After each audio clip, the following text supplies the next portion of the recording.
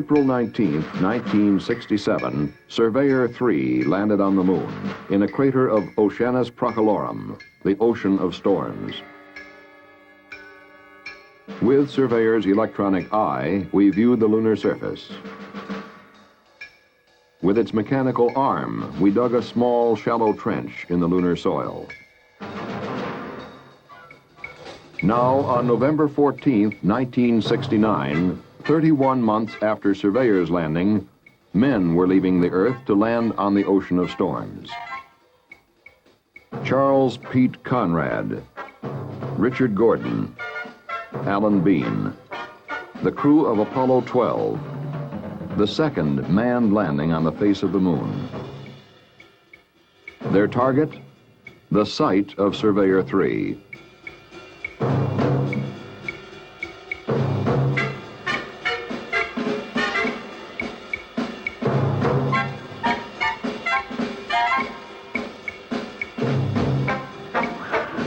Ignition sequence start. 6, 5, 4, 3, 2, 1, 0. All engines running. Commit. Liftoff. Apollo 12 lifted off in the driving rain. Pete Conrad reports that your program is in. Tower clear. The pitch and a roll program and this baby is really going.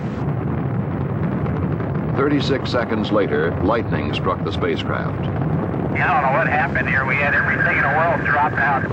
I'm not sure if you get hit by lightning. Fuel cell lights and AC bus light. Fuel cell disconnect. AC bus overload 1 and 2. Main bus A and B out.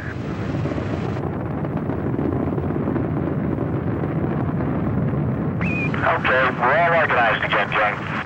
We've had a couple of cardiac arrests down here too, Pete. Hey, I'll tell you one thing, it's a first-class ride, Houston. You gotta go orbit, you're looking good. In space and on Earth, they checked out the systems to be sure that the lightning had caused no damage that would endanger the mission. The time for commitment neared. The burn to send Apollo 12 to the moon. Translunar injection, TLI. Apollo 12 Houston, the good word is your go for TLI. Hoopy-doo, we're ready. We didn't expect anything else. We didn't train for anything else, Pete. You better believe it. We have data and thrusters go. Burn looks good. With engine cut off, Apollo 12 was on its way to the moon.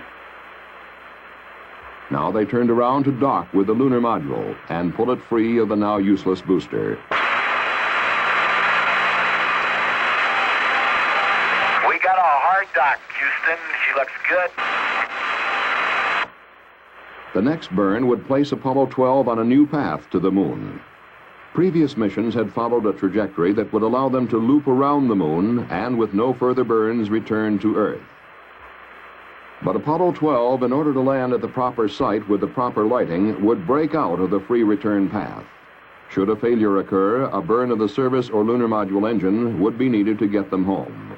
7, 6, 5, landing 99, 0, 2, 1, ignition, thrust, ball valve. Okay, other ball valves. 3, 4, 5, 6, very good. Now they settle down to the routine of the outward flight.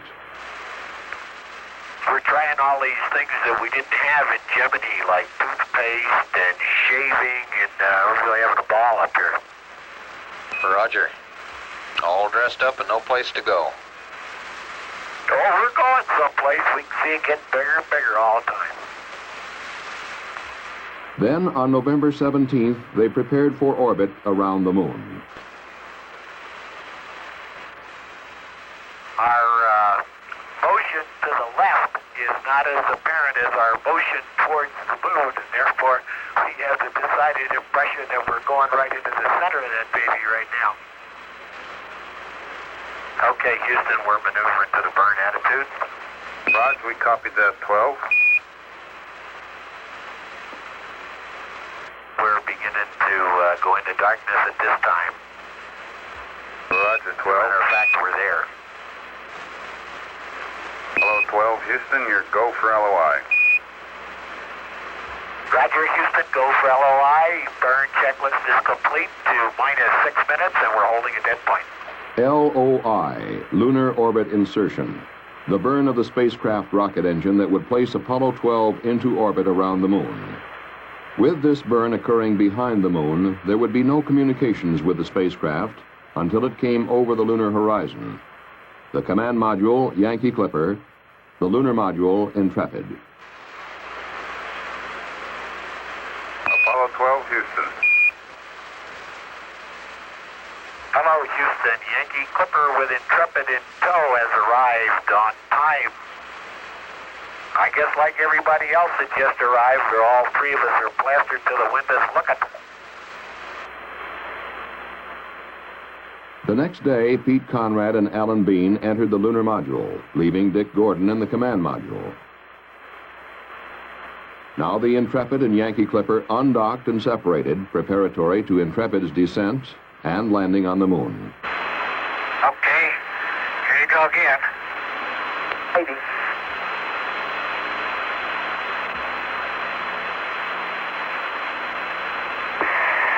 Back off, Dick. There he goes. Hey, Houston, the sim's running pretty smooth today. Affirmative, Pete. As with the orbit insertion burn, the burn to begin descent was made behind the moon. Mission Control again contacted Intrepid as it came over the horizon.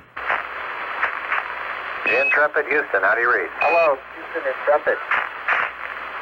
Roger, we read you loud and clear. We had a great DOI burn. And we just watched the first Earthrise, which was fantastic. The Surveyor 3 target was located in the middle of 5 craters arranged like a snowman. The upper crater, called Head Crater, the body, called Surveyor Crater. Surveyor 3 is located in this crater. The object, to land as close as possible to Surveyor Crater. Then at 50,000 feet, Intrepid's engine fired and began the landing sequence. Okay, we're out of 19,000 feet. I got some kind of a horizon out there. I got some craters too, but I don't know where I am yet. Okay. And a Viper P-64. Okay. I'm trying to cheat and look out there. I think I see my crater. Hey, baby. I'm not sure. Coming through 7. Look at P-64, Pete. P-64. Hey, there it is. There it is. Son of a gun, right down the middle of the road. Outstanding. 42 degrees, Pete. Hey, it's targeted right from the center of the crater. Look out there. I can't believe it. Amazing. Fantastic. 42 degrees, babe. Just keep talking. Slide it in. Coming down at about 99 feet a second. You're looking good.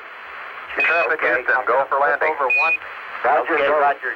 40 degrees, LPD, Pete. 40 degrees. That's so fantastic, I can't believe it. You're at 2,000 feet. Boys on the ground do okay. 1,800 feet up, 39 degrees. 38 degrees, 36 degrees. You're 1,200 feet, Pete. Okay, 1,000 feet coming down at 30. Looks good out there, babe. Looks good. 32 degrees. You're at 800 feet. 33 degrees. 600 feet. Hey, look at that crater right where it's supposed to be. Hey, you're beautiful. 240 coming down at 5. Hey, you're really maneuvering around. Yeah. Come on down, Pete. Okay. 10% fuel. 200 feet. Coming down at 3. Need to come on down. Okay. 180 feet. 9%. You're looking good. Gonna get some dust before long. 96 feet coming down at 6. Slow down the descent rate. 80 feet coming down at 4. You're looking good. 50 feet coming down. Watch for the dust. 40 coming down at 2. Looking good. Watch the dust. Coming down at 2 feet. You got plenty of gas. Plenty of gas, dude. Hang in there. 30 seconds. 18 feet coming down at 2. He's got it made. Come on in there. 24 feet. Contact light. Roger, copy contact. Pro. Yeah, pro. Okay. Storm off. Okay. I'll cycle these valves. You got your Finish command over right off. Yep. The good thing we leveled off high. Yeah. And came down because I sure couldn't see what was underneath us once I got into that dust. It's a nice place to land. Look at those boulders out there on the horizon, Pete. Gee, me. As Conrad and Bean began preparations for their first trip of exploration, men on Earth began their attempts to fix their exact landing site. They were aided by Dick Gordon, orbiting in Yankee Clipper. I have him tripping. Well done, Clipper. He's on the surveyor clear. He's about a quarter of the surveyor clear diameter to the northwest. Huh? Roger. Dick Gordon using the 28 power sextant for these sightings. I see surveyor.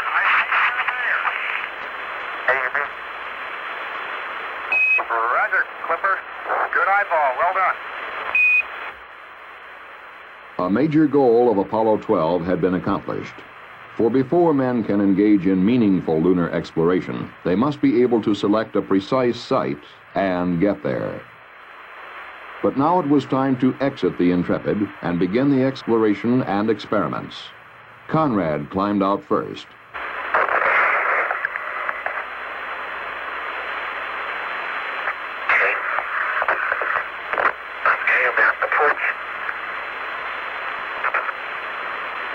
Hey, I'll tell you what we're parked next to. What? We're about 25 feet in front of the surveyor crater. That's good. That's where we want it to be. I bet you when I get down to the bottom of the ladder, I can see the surveyor. Okay. Down to the pin. Okay. Man, that may have been a small one for Neil, but that's a long one for me. Oh, you'll never believe it. That's what I see sitting on the side of the crater. The old surveyor, huh? The old surveyor, yes, sir. Does that look neat? It can't be any further than 600 feet from here. How about that?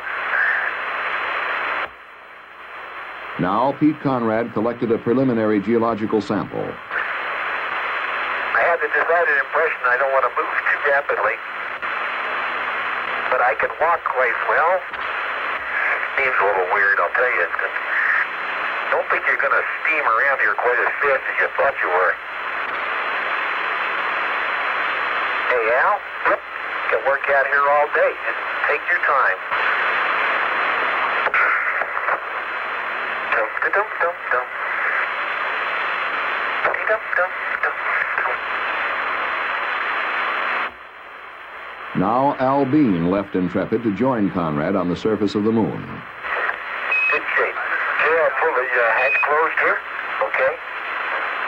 Don't lock it.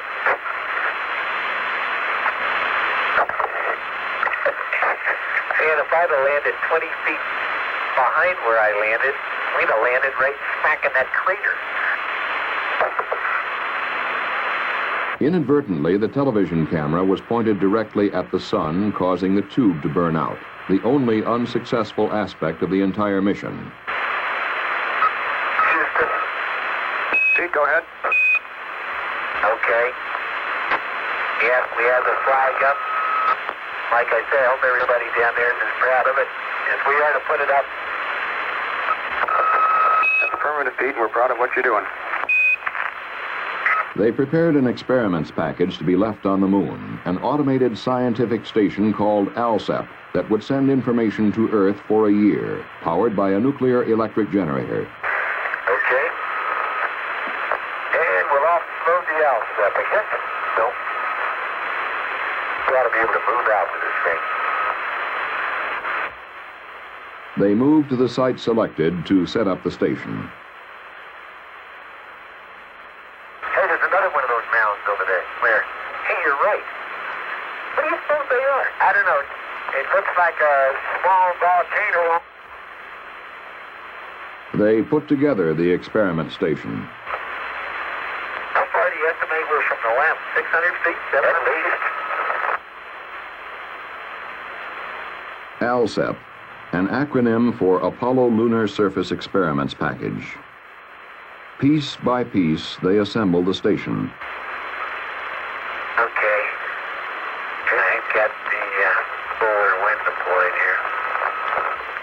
The solar wind experiment, to measure atomic particles thrown off by the sun as they strike the moon. A device to measure the moon's tenuous atmosphere. A magnetometer to measure the lunar magnetic field, which would later be found to be 10 to 20 times stronger than many scientists had expected. A seismometer to measure physical properties of the crust and interior. And the data station to collect the experimental measurements and transmit them to Earth. With ALSEP deployed, Conrad and Bean began collecting geological samples. Oh, there's a rock. Look at that. Son of a gun. They gotta have that. They drove a core tube into the surface to collect soil from various depths. Okay, I'm core tubing it right now. Kill. Auger it a bit and pound it. But now it's full length. We show you're 3 hours and 7 minutes into it, into the EVA. And we'd like you back to the LEM to start the closeout in 10 minutes. That's at 3 + 17. Had to smoke to get back to that lamp for a long way.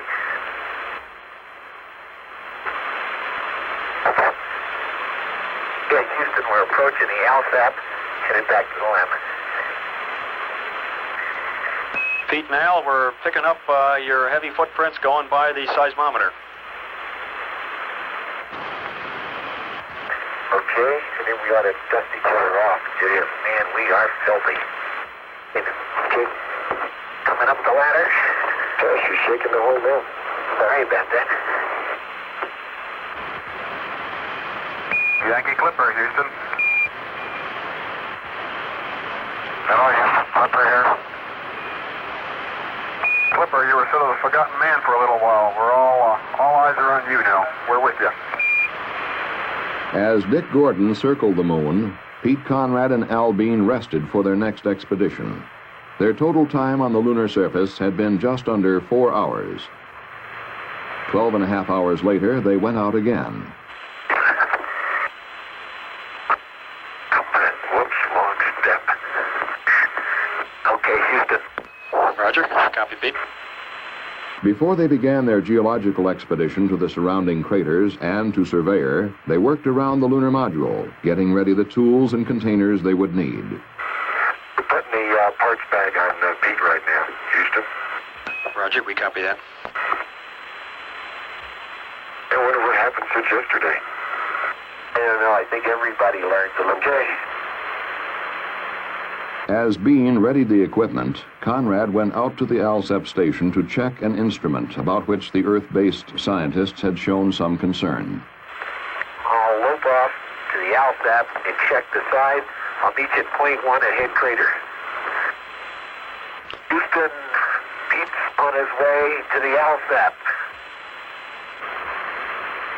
After Conrad checked the ALSEP experiments, they began the geological traverse, during which they would cover about a mile and take samples from 6 craters. You get a big surprise when you look into this head crater, Al. It's a heck of a lot deeper than it looked, eh? There you go. That's a good rock. Hey, look at the pits in it, too. That's just going to be a good rock, Houston. Okay, Houston, I'm coming up on Bench Crater right now.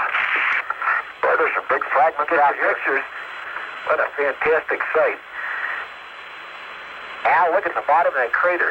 Here's some good rock samples right here. Come on. Why don't we stop here and look at the chart a little bit more closely? Man, does that LEM look small back there? Pete, now we show you're 1,200 feet from the LEM. Okay. You know what I feel like, Al? You ever see those pictures of giraffes running in slow motion? That's exactly what I feel like. Got the decided feeling I'm going to sleep tonight. Then they arrived at Surveyor, their target. While the Surveyor activities were a bonus, they were symbolic of the success of Apollo 12. Yeah, we're just going to move to the area. Now look, you can see which way it came in. See the way the spear pits dug in over there? Dug up dirt, you're still sitting there. Okay, Houston, I'm jiggling it. The Surveyor is firmly planted here. That's no problem. Okay, Al, we're ready to start getting a TV camera. Okay. All right, you see that material disintegrate. Hey, that cuts easy. Okay, 2 more tubes on that TV camera, and that baby's ours. Done. There you go. In the bag. Yeah, I gotta zip it up. Good show. How about let me cut this scoop off?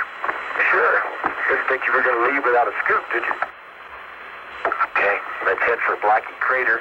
So they left Surveyor, and after a stop at the crater called Block, they were back at the lunar module, collecting the solar wind experiment, stowing the rock boxes. It's really ridiculous. I got dust all over the rock box, and I'm trying to blow it off. Bean re-entered the lunar module first. Conrad, using a transfer apparatus similar to a clothesline reel, sent the samples up to him. Then, Conrad, too, left the lunar surface. Okay. Houston, if you can mark me off the lunar surface. Roger, we got that, Pete, at 3 hours and 50 minutes into the EVA. Okay, up the ladder I come. I hope. But there was no time to rest. The lunar module had to be prepared for liftoff from the moon and rendezvous with Yankee Clipper. Looking good, Pete. 3, 2, 1, lift off. And away we go. Boy, did it fire. Joy. We're on our way. And at 1 minute, yaw right 20 feet. Okay.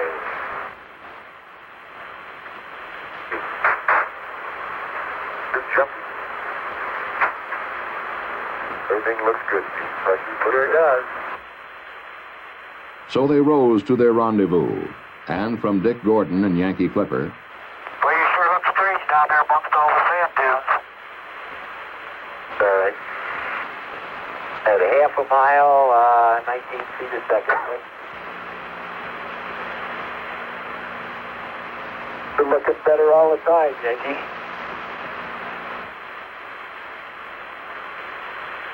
Okay, I'm down to 3 feet a second. Intrepid now station keeping with the Yankee Clipper. the two vehicles moved together for docking.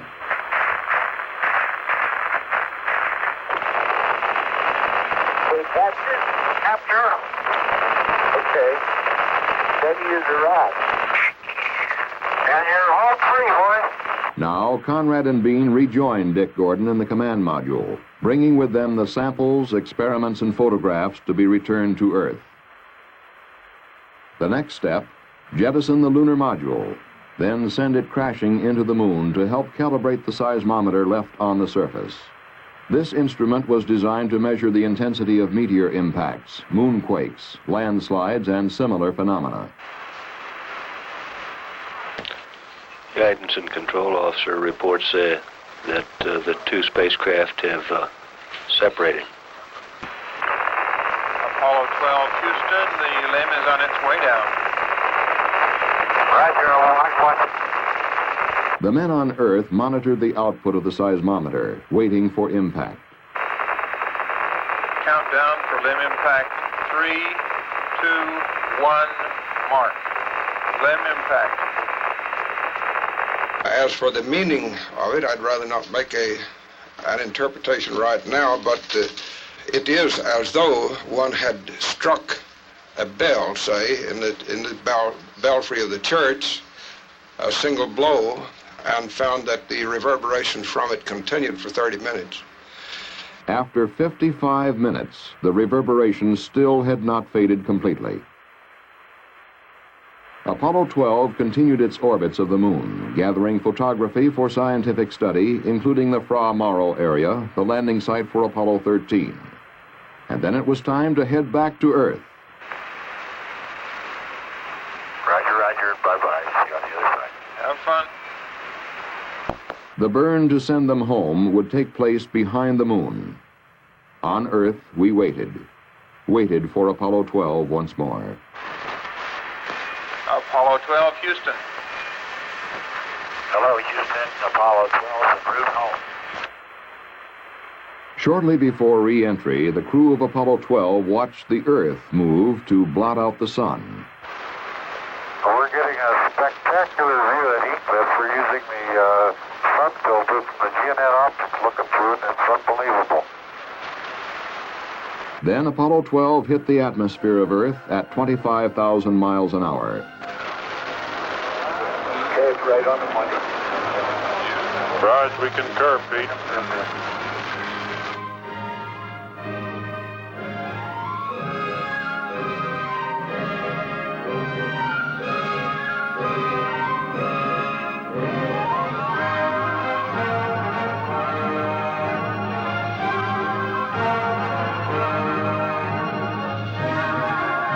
But the log of Apollo 12 does not end with splashdown. It only begins.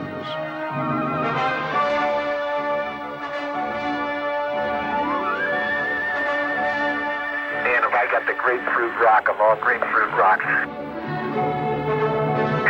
Hey, I'm looking at a rock that has all crystals in it. And on the moon, an experimental station called ALSAP sends back its data. Each experiment representing a milestone in our knowledge of the moon. The lunar ionosphere alias side has been turned on, and I'm very happy to say is functioning perfectly. The solar wind spectrometer has been functioning, of course, since they also have been turned on. The seismic experiment, as has been reported, is functioning in all respects properly. I think it will represent a major discovery completely unanticipated about the moon. We're going to have to throw the book away and begin over again, which seems to be the case for the moon in general. Apollo 12 was a milestone in manned extraterrestrial exploration. It achieved its pinpoint landing, as close as possible to its selected target, marked by Surveyor. It set a pace and a pattern of scientific exploration that future missions will not only follow, but will go beyond.